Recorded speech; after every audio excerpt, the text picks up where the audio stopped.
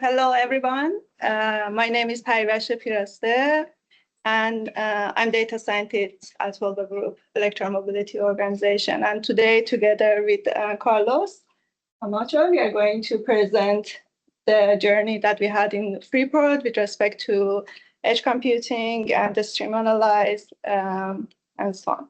So yeah, I will start very briefly.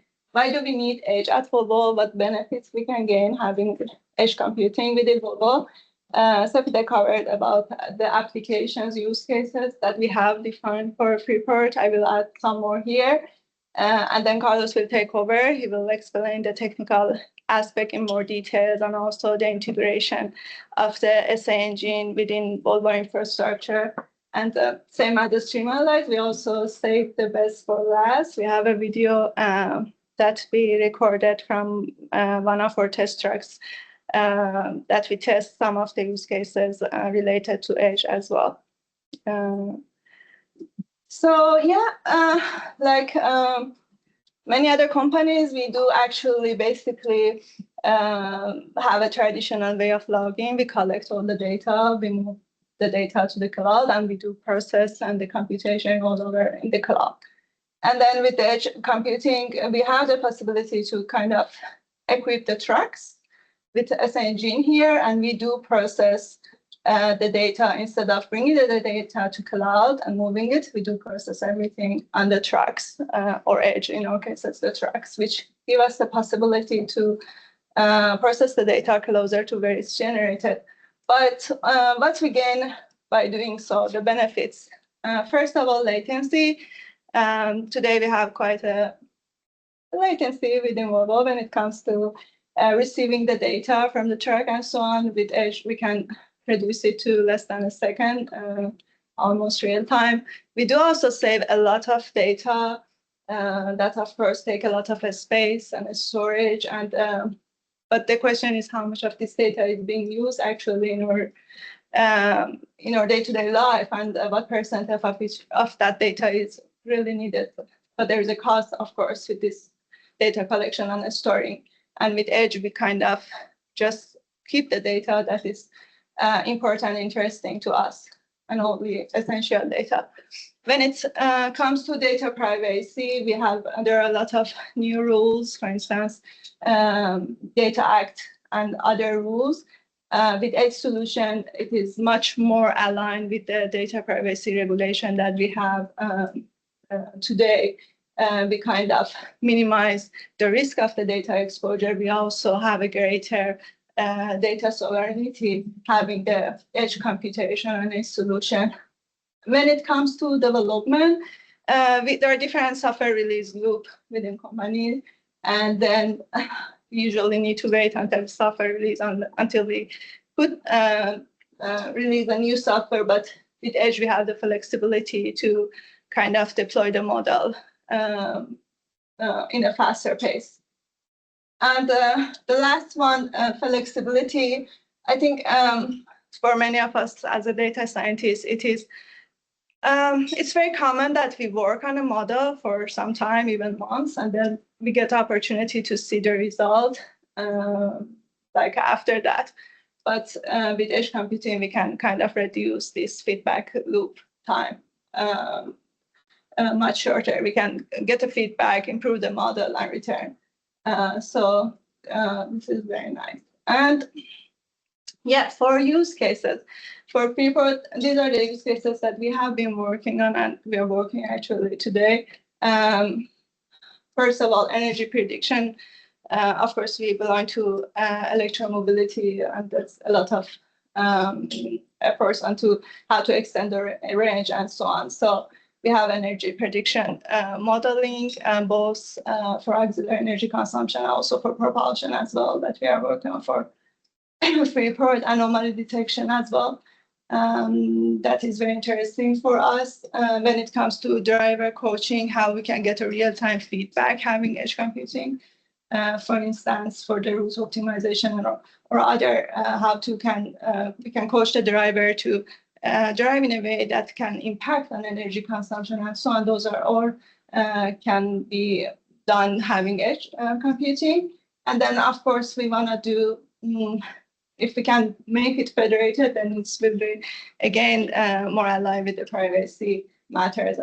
So that's also another use case that we are working on. And yeah, I think. Yes, hello. So now I will explain a bit more in detail the technical part, okay?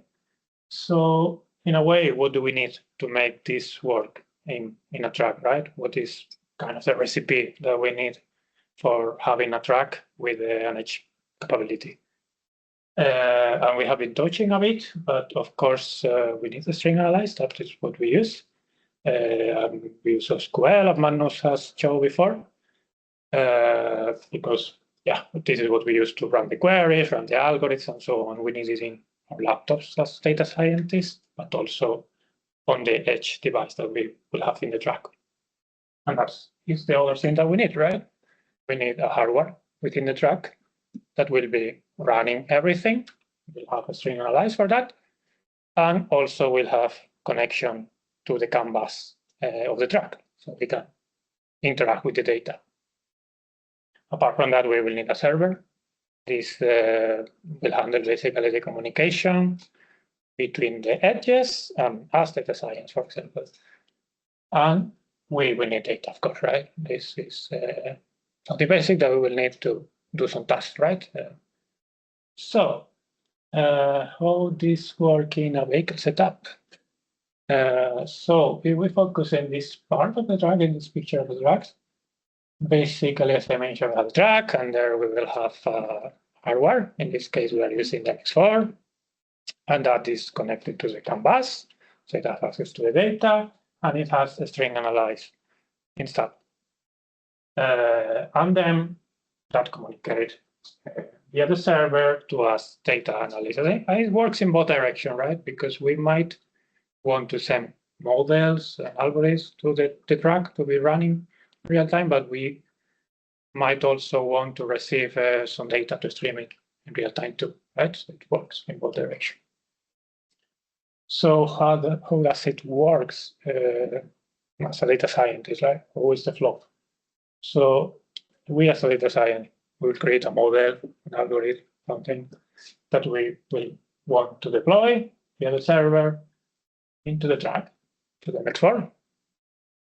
Then we will receive some data from the CAN bus that will interact to the model, because that will be the input of our model or our function. And then we will generate without some output that we will send back using a string analyze back to the server. And then we will receive the output to do our analytics, whatever we want to do with that result.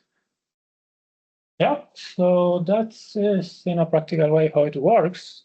And now, as we mentioned, we will show some video, some use cases that we have been testing in one of our test tracks. So yeah, I will now change the sharing screen. So hopefully you can see the video online. If no, let me know. Oh, that's great. So I will be stopping now the video before use case to explain you a bit what is going to happen and so on, a bit of the background. So let me stop this actually. So for the first video, we are basically show a bit what Magnus has shown already, how to do we deploy actually model, right? Because that is one of the important features that is quite flexible, this system. We can deploy models in real time and very fast. So yeah, I will be showing that. So I will just play that part. And for this one, basically, I create a very simple model that you don't need to understand the function, it's SQL, but basically what this does is just contain a function that gets some sensor from the device, from the X4, in this case, the 3-axis of the accelerometer sensor, and then display that in real time. Something very simple. So first, this model I have not deployed in the edge. So, and I was trying this from my laptop and deploy in a real edge, right, in a real MX4. And since the model is not deployed yet, I will try to run the function but I will get an error. So you can see that there is an error there saying that the model basically is not recognized. That makes sense because I have not deployed still the model, right? So now for deploying, it's as simple to execute this line of code where you specify, okay, what is the edge name and the name of the model. And yeah, we just need to run that, send it to the edge device, and in a couple of seconds, we have the model deployed. So if now I try again to, or we try again to run the same function again there at the beginning, you will see that now we get the data because now the model is deployed on the edge. So yeah, this is how it works. It's quite fast to deploy models and a very flexible solution because we can have more complex model and change them whenever we want, basically. So yes, this is the first use case. So now let's go into the second one.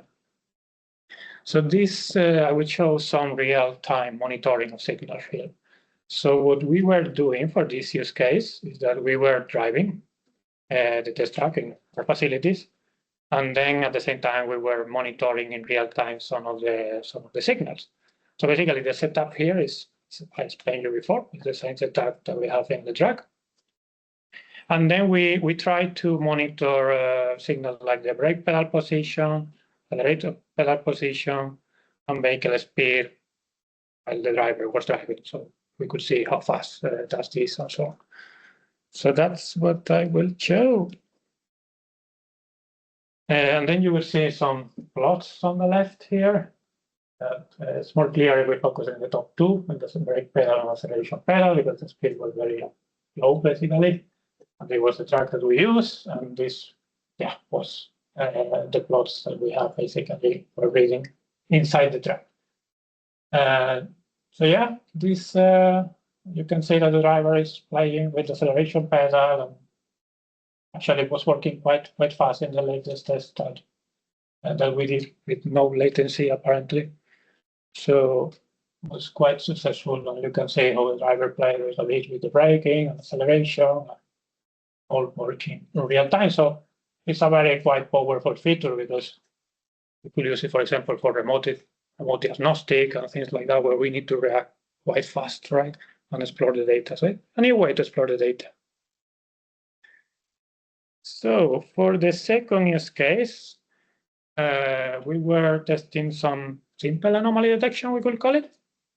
And we were testing this some braking operation. So basically, we create an OSQL, a simple model that will detect when the brake pedal position goes over a certain limit. In this case, we use 20%. So basically, when the driver press more suddenly, more than 20%, then we will trigger an anomaly. And what our model will output, basically, we take the brake pedal position and will output 0 if there is no anomaly, or 1 if there is anomaly. Basically, the driver brake very fast. And this is a simple use case, but it could give you ideas of how can we apply this technology to detect when certain events happen. Or for example, use that to do more dynamic logging and log only data that is relevant in certain situation. For example, could be the case. So let's go to take a look to that.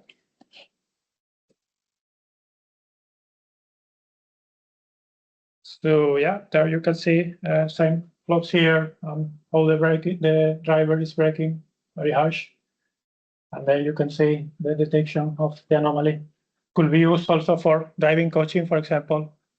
Could be an example if we detect these harsh patterns. Another use case that we test was on charging. I mean, charging is a very important operation, right? For a customer, we don't want that there is nothing that failed during that process. So it's an operation where we need to be very fast if there is a problem, right? Even we'll be giving feedback to the customers, but also to our workshop if something happened. So what we try in this use case was that we charge basically the truck ourselves, and then we trigger an anomaly that we call manual unlock. And that happened when we disconnect the charging in a wrong way that you should not do, because long term it will damage the charger and the truck. So that we will show that we can capture also this kind of behaviors quite fast during charging operations. So same setup, plots there and real vehicle here. And now you will see that focus on the top plot that is monitoring this manual log is 0, and then the charging is starting. Now the start is in green. So we are charging, but there's still no problem, right? Everything worked, and now my colleague will trigger the anomaly there. Yeah, now it's red, and then we can see that we have some error there. Yeah, so yeah, this is also things that we can monitor in real time. And I just want to mention, or to finish mentioning that, okay, these are simple use cases, but we can also have more complex models running if we want. And I think Magnus has shown already some machine learning running. But what we try here is also to run some deep neural network. Well, in this case, it was a small neural network where we basically have 4 inputs. It was like the steering wheel angle, the brake pedal position, acceleration pedal position, and speed. And then we basically train for that to predict the power that was needed to move the truck, so the traction power. Yep, and we run basically, we inference that model in real time. So what we are doing here is inference in real time. So that's what we try to, just to show you that it's possible also to run more complex thing, and it's to run it is as simple as you can use TensorFlow Lite and then basically import your models, and it's showing in the top line there. So you can do it in TensorFlow and then import it. And then here we have the vehicle speed, the brake pedal, and the acceleration pedal. We're using also the steering wheel, but I don't have it plotted here. And this plot over here is the power predict, and this is happening in real time. So it works, and of course, it will depend on the hardware that you use, that it will work faster or slower. But it's also possible to do inference on more complex models.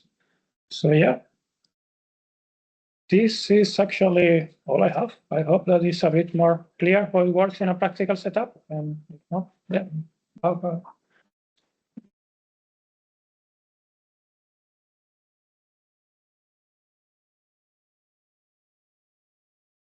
to the question before. Yes. Because now you use MX4s, but they are not standard on Volvo trucks, I guess.